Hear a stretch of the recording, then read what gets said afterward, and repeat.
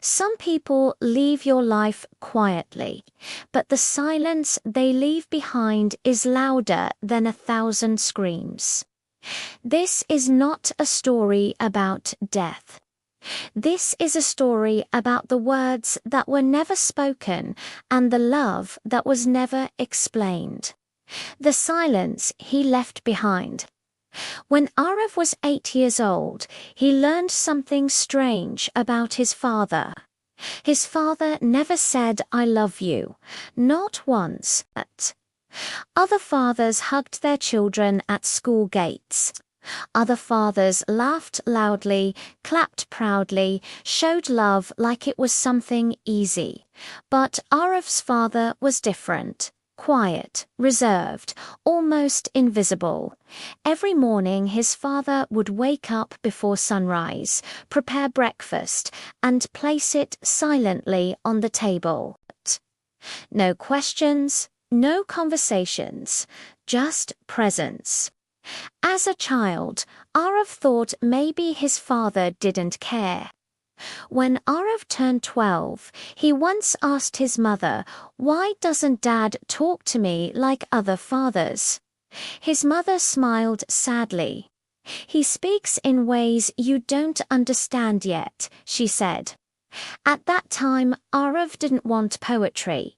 He wanted words. Teenage years arrived loud, confusing, full of anger. Arav started seeing his father as a shadow in the house. Always there, never involved. Always watching, never interfering. When Arav failed an important exam, his father said nothing. No scolding, no disappointment. That silence hurt more than shouting ever could. So Arav stopped trying. At 18, Arav got into a university in another city. The day he left home, his father helped carry the suitcase to the door. Still silent, Arav waited. Just one sentence, one hug. But his father only said, "Call when you reach." That was it. And Arav left angry, convinced that silence meant absence of love. Years passed, life became busy, dreams demanded time, calls became rare. One day, Arav received a message from his mother. "Your father has been admitted to the hospital.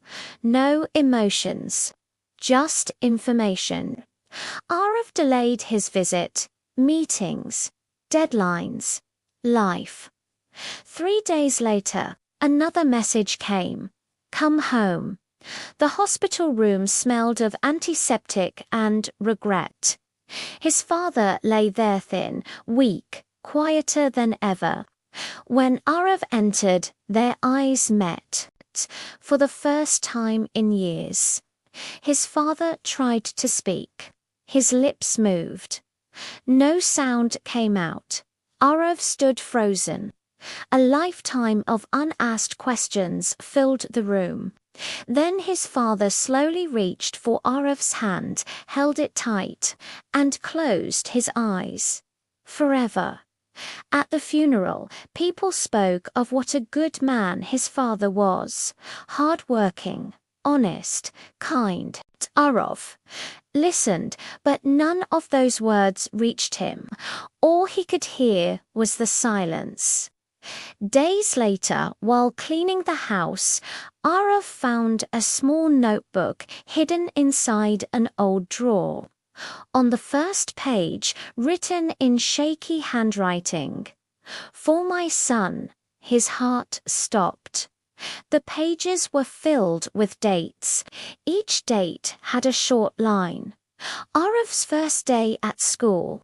I wanted to cry when he waved back. He failed today. I didn't scold him. I was afraid he'd think I stopped believing in him. He left home today. I stood at the door long after he was gone. Arav couldn't breathe. Page after page. Years of love, fear, pride, and prayers.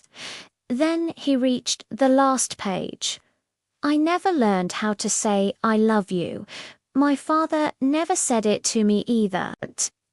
But every breath I took was for my son.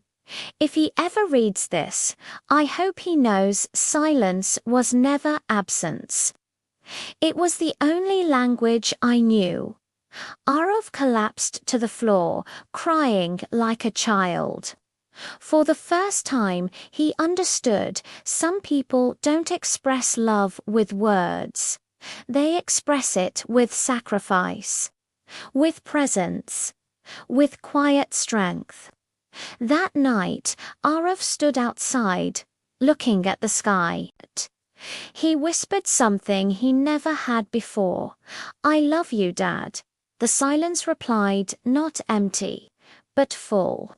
Before you complain that someone never said I love you, make sure you didn't ignore the 1,000 ways they showed it.